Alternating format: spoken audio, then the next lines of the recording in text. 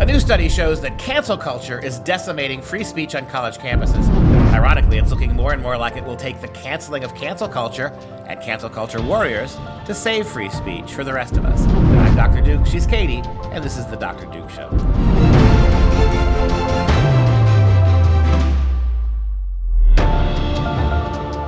Hello, everyone, and welcome to the Dr. Duke Show, the only program that keeps you educated on the craziness impacting K-12 classrooms and college campuses around the world. Today, we start with a recent study that finds cancel culture has become so bad on today's college campus that academics can no longer speak freely about subject matter lest they risk having their careers destroyed. And I can testify for this. When I'm teaching a class now, and I'm teaching complicated issues, whether I'm teaching freshman writing to kids and we're reading some science fiction, or I'm teaching Shakespeare, you really have to, in a moment in your head, process what you're saying. Shakespeare uses a particular analogy. Shakespeare makes a particular joke. There's a particular sexual innuendo. Can you say it? Can you translate it into modern English? Can you explain to them the bawdiness of the scene, or do you have to step back off that ledge? And I'm notoriously bad for making that decision. I'm used to being able I recognize that there can be no education without free speech. There can be no education without being able to push kids, to push their understanding linguistically, to push their understanding culturally, to explain to them why certain kinds of cultures saw certain things as funny or serious or tragic. If you can't do that, you don't have school. And unfortunately, that's exactly what progressives want. They don't want learning. They don't want the hard work of becoming different. They don't want the hard work of growth intellectually. What they want is some kind of weird incubator system. Universities have become incubators where everybody grows up to be hothouse little progressive social justice activists. And to do that, the one thing you don't want to do is feed some of the little social justice sprouts. You don't want to feed them more information than others. You don't want them to sprout a little higher or a little more robustly. Every little sprout must sprout at the same arrangement there, or else it's not socially just. They are not schools. They are not universities. They are not places pursuing language. Or knowledge. They are more and more and more nothing than petri dishes. I'm going to full science today. You like that? Nothing more than petri dishes to grow a certain kind of fungal weed that's going to destroy everything in this country if we don't stop it. Did I go too far at the end there? The fungal weed pushed it just a little too much. I'd say just stay in your lane on that one. Give a Shakespeare quote or something. Well, this is actually a study that they did a couple months ago, and they found from the think tank Civitas in the UK, basically what we already know, what we've been saying for years and years and years, but, more data, even though we found out that data is bad. Racist. But that's okay.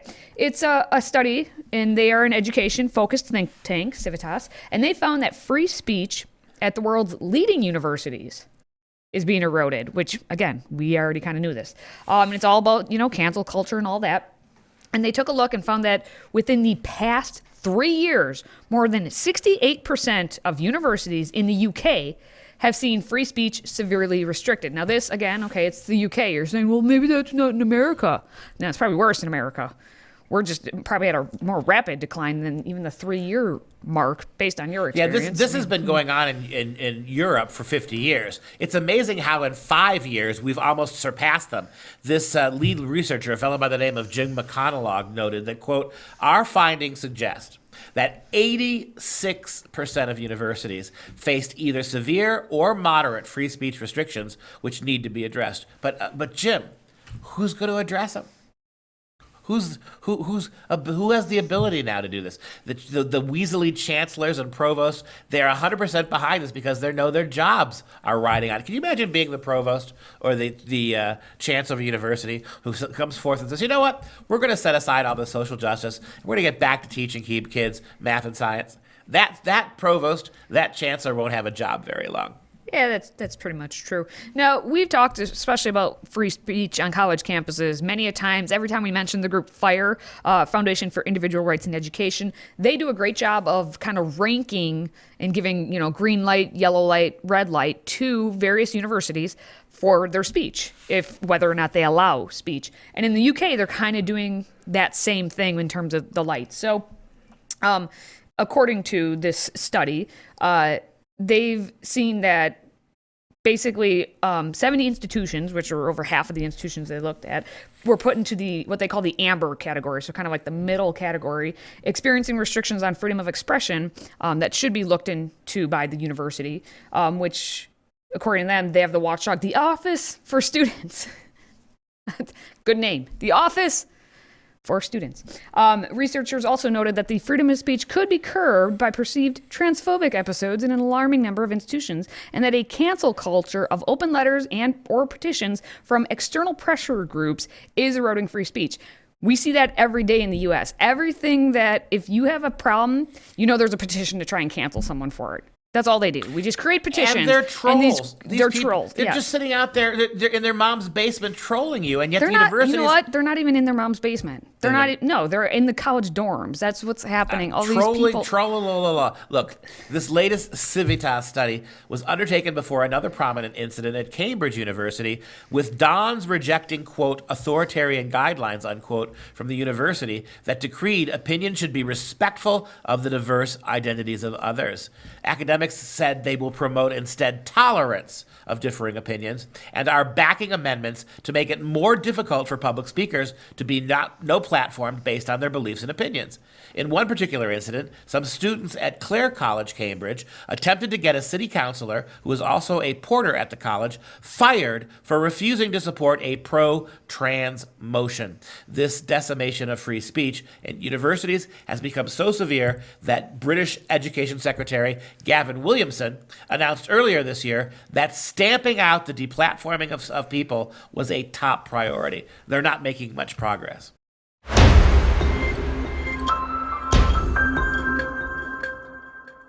Well, here in America, at least for now, you still have the right to sue people if they say you can't use your speech. And that's what's happening with a free speech organization, actually, from the University of Central Florida, where the school is being sued by a free speech group, alleging that the school has discriminatory policies in place to hinder students' speech. Now, the group is called Speech First, aptly named, and they are a nonprofit membership organization that's working to combat campus civil rights restrictions. So their focus is on speech first. They filed a suit against the University of Central Florida due to the discriminatory harassment policy, the computer policy, and the Just Knights Response Team, the JKRT, which is the university's version of those bias response teams that they have, basically, where you can anonymously write in that someone was racist towards you, someone said something, and it was maybe an off-color comment, and so obviously the bias response team will look into it. Cha-cha! And probably try to get you kicked out of school. So they have their version called the Just Knights, KNIGHT, Response Team. Yay. According to a press statement by Speech First, the University of Central Florida and its administrators have created a series of rules and regulations that restrain, deter, suppress, and punish speech about the political and social issues of the day. Again, nothing new going on here, but at least we have an organization that is fighting back in some small way. What I don't understand, because you said it, Katie, correctly at the beginning of your intro there, we have laws in this country that protect us from discrimination. We have laws in this country that make it criminal to engage in racist behavior, whether in hiring or firing or in teaching or whatever it is. You can't do it. And so why are not more people in the courts? Why are not people challenging this? These sort of educational intellectual quotas on what you can and cannot say. This idea that somehow people's feelings trump what actually the purpose of the First Amendment is. What scares me to death is that people aren't fighting this because two reasons. One is ignorance and the other is fear. They don't know what the First Amendment says. They don't understand what their freedoms were as guaranteed in the Constitution, and they don't know what the consequences of losing them are. Ironically, the same schools at the public school level, the university level, that are destroying free speech and destroying the intellectual history of education are the same ones who, you look back at the beginning of this, they're the same ones who failed to teach the kids the information they know to be able to fight back. It's a vicious circle here. The kids are passing through our schools. graduating ignorant, particularly in things like history and civics. And then there's a full-born assault at universities on their civil rights, and they don't even understand what their rights are because no one bothered to teach them in the first place. Yep, that about sums it up. But he was a little bit of an optimist there in saying that we should actually fight back, which I always agree with. The issue comes that people don't want to cause a stir. Even though they're being assaulted, they don't want to hurt someone else's feelings, or they don't want to go through the effort to, it costs money to get a lawyer. They don't have time for that. We do have a lazy society overall that doesn't want to stand up and fight for actually what is to come down the line. They're just looking out for them right in this moment and not thinking the consequences down the line. Look, liberty and freedom require effort. They require knowledge. They require concern. They require participation. They require socialization. They require... you see what I'm getting at here? I mean, it is amazing to me, whether it's the COVID lockdowns or whether it's what's happening in the universities or whether it's what happened in the last election, this willingness of the American people to lay down and take it is something that 1 or 2 generations ago no American thought was possible, that it could happen that quick. We've been warned since World War II, haven't we? It could happen here. It could certainly happen here. All sorts of academic Nazis, all sorts of feel-good tyrants and thugs for our own, a lot of lab-coded technocrats would come along one day and for our own good tell us what we were going to do in spite of our rights and our obligations, and we'd roll over and do it. And when you look across this country from one end to the other, that's what's happened. Credentialed intellectuals have decided what we need to do, regardless of what the Constitution says, and we're going along with it. And the kids at the University of Central Florida seem to be going along with it because according to their school policy, until speech first came in and was like, this is wrong, here's what their policy is that kids probably have been going along with for I don't even know how long. Say you're student A, and you're explaining why you support police officers, and I'm student B, and I'm offended that you support police officers. Then student A, you're going to face punishment for speaking about something that has an adverse effect on me, student B. So simply just saying, I support police officers and I'm offended means that you could get in trouble with it. And if I'm student A who supports the police but doesn't say anything, and you're student B, and apropos of nothing, you start attacking the police, and then I respond defending the police, then I could get punished as well for offending your feelings. That is correct. You never get punished. No, I will always not. do. That's I will right. not. And so that's when the investigation will start. They will immediately launch an investigation into this. And student A, you're subject to disciplinary action, which could be any number of things. And it starts before they've even had the hearing. And it could be immediately, let's just say, they like to say you're guilty before any sort of hearing. And that's what is happening not only at University of Central Florida. Like, this is happening all across the country at all these universities, and our students don't understand that the whole purpose of education is to get a little uncomfortable, to learn, to gain knowledge, because knowledge is then becomes wisdom. But we do have hope. I like to say we always have hope, because Speech First did win a similar case against the University of Illinois. So there is hope in this instance for at least Central Florida. Well, it's the law. It shouldn't be a matter of hope. Well, the law says you can't do that kind of stuff. And I get it that there are way too many judges that would ignore the law, but there are at least some out there still who would uphold the constitutionality of this. Don't take it. Just don't roll over and take it anymore.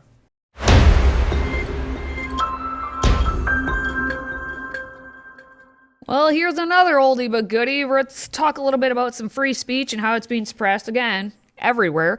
But we're going to take a look at Princeton specifically, where we had an article from Richard L. Kravitz. He's a PhD, a Freedom Center Journalism Fellow in Academic Free Speech, and the President Emeritus of Scholars for Peace in the Middle East. Long job title. But he basically wrote about Princeton University and the tangled web that they are weaving. It was back in September, you may remember. when Princeton was taking claims of racism so far on their campus that the president, Christopher Eisgruber, actually claimed that the university itself was racist. Yes. Fury. I remember that show. We did that show on that, and we affectionately referred to him as Herr Eisgruber, right? Not me. Der Führer. I didn't say that. The Führer of Princeton strikes again. Well, so that when the university president actually comes on business like, hey, we're racist, the Department of Education is like, maybe we should take a look into this. So they did an investigation because if they actually are racist, it's a Title VI of the Civil Rights Act of 1964 violation. Okay, so then the Princeton president was like, shoot. They caught me. Herr Eisenberger made a mistake. Yeah. So in the article, though, that Kravitz, yeah, he writes that Princeton is now reacting in a whole mess. Like everything from that then has just dwindled down and just made everything bad. So the campus has reacted vocally to some recent instances of alleged racism by faculty and students, even questioning whether academic freedom should be restricted to make sure that no one's feelings are hurt by racist expression. So it's kind of like the president came out and said something and then is like, deer in the headlights, has to kind of retract it, but not retract it. So instead, they just make it way worse. Well, let me clarify. When Eisgruber, the Führer, came out and said, hey, we're so woke, I'm the president of Princeton, I'm going to admit we're all a bunch of racists. Then Donald Trump was the president, and Betsy DeVos was the Secretary of Education. And so the Trump administration's Department of Education say, hey, just a little reminder, if you're telling us, boasting about the fact that you and your university are racist, we are obligated to investigate you based on Title VI educational policy. We have to stop you, right? At that point, Herr Eisgruber decided, oh, there are consequences to admitting we're racist? I thought when you admit you're a racist, you're patted on the head like a good little liberal and told good for you for admitting your bias. But no, with the Department of Education under Donald Trump, an investigation ensued. Guess what's not going to happen to Herr Eisberger if he makes that same statement under Joe Biden's appointee to the Secretary of Education, Cardona? Trust me, nothing's going to happen. In fact, the little pat on the head he was waiting for, but I admitted I'm a vicious racist. Doesn't that make me better? Under the new Biden administration, now it does. Well, and what's happening on the campus is that editorials for the Princetonian, the campus newspaper, actually are saying, well, we need to be even more inclusive now. Obviously, if we're going to be racist, the campus needs to act against this racist speech that we have, according to the article, decrying what they characterize as the university's hardline free speech policy, which did not punish racist speech. The editorialists claim that permitting hateful expression in the name of free speech is contradictory to inclusion. As we've heard many a times by all these editorials on every college campus. Where in the Constitution and the law do we find the word inclusion? I don't need to read that. I can't read. I bet it doesn't include not one time in the Declaration of Independence, not one That's time a in the racist Federal document. That's racist. Stop it. Anyway, this obfuscation allows our community to push instances of racism out of sight as university ignores the harassment that specifically Black students face. No other Asian students or Latinx. It's just Black students. Can you explain how only. Free speech attacks Black people in particular? How does the freedom of everybody to speak, including Black people? You would think that if Black kids are so marginalized and discriminated against, one of the primary way Blacks would be discriminated against is them not being allowed to say what they think. But this goes out of its way to make sure that Black kids get to speak, and it's still racist. Because somebody might disagree. Well, the argument could be that it's the Black kids can't speak because they have faced oppression all their life, even though they have the right to speak and always have. They don't know that they could speak because of white supremacy not teaching them that they have that ability to speak. So therefore, then so stop it's racist. Trying to educate white people that they're racist and start educating Blacks about their rights. How about that?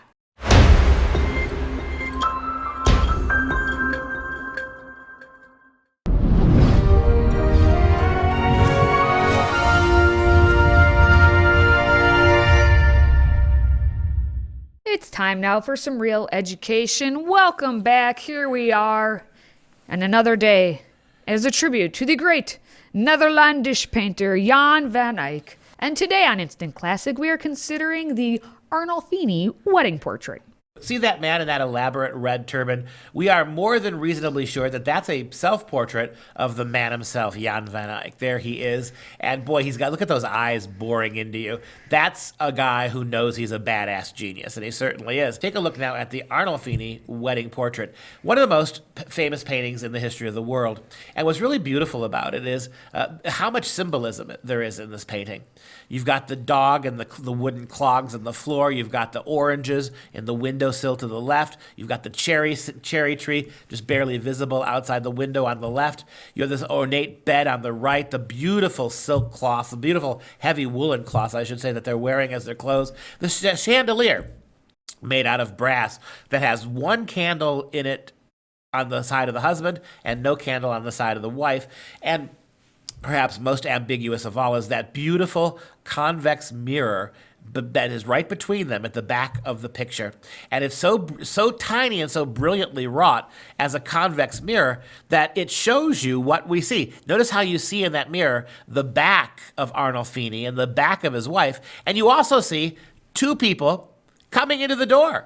One of them in red and one in blue. Maybe the one in blue, perhaps the man in red entering the door to stand in front of these two is the painter himself, Jan Eyck. How do you know that? Go back to the mirror. See what that elaborate flourish of language says? Basically, it says Jan van Eyck was here. And there he is entering in red. And maybe the person in blue is us. Now go back to the front of the picture. Here, every time we stand in front of this picture like we're doing right now, it's our picture that will be in the back of the mirror looking at them, and we'll have it reflected. Very, very complicated. And there's a train of thought that says now that this is not a picture of the wedding of the Arnolfinos, but maybe it is a posthumous picture of the family after the wife died in childbirth. So you can see that her left hand is set above her baby bump in that universal image of pregnancy. And the question becomes this: how can it be a marriage painting if she's already pregnant? That wouldn't make for a suitable sort of message for the 15th century. But what if she is dead? What if she was pregnant and died in childbirth? Then the picture becomes a way for children, any future children, or the family in general, to remember and memorialize her. Take a look at the image one more time. I mentioned on the left-hand side, there's a candle burning in the chandelier above over the husband, but there is no candle for the wife. On the bedpost right behind her face, you can't see it in this image, but there's a carving of Saint Margaret. Saint Margaret, of course, was the patron saint of pregnant women. And a number of other clues in the picture suggest that maybe Mrs. Arnolfini died in childbirth, and perhaps the child died as well. And what Arnolfini did, the husband, is paint not a marriage picture, a wedding picture, but a family picture designed to memorialize his dead wife for her sacrifices. And that suggests all the symbolism in the painting. All right, if you're a fan of the show, please consider a one-time tax-deductible donation to support our Patriot Club, and we're going to send you our signature tumbler as just a little thank you. Visit patriotclub.us to sign up. That's patriotclub.us. And just a quick reminder to please download our new Freedom Project Media app. You're going to get access to all 17 new shows every single week, plus our library of content. It includes in-depth interviews, lecture series, educational animations, and so much more. All you have to do is download the Freedom Project app in your app store and make sure you allow for notifications. And that wraps up this show. Now make sure you go download that Freedom Project app. For Freedom Project, I'm Dr. Duke. She's Katie. Until next time, stay educated, or else.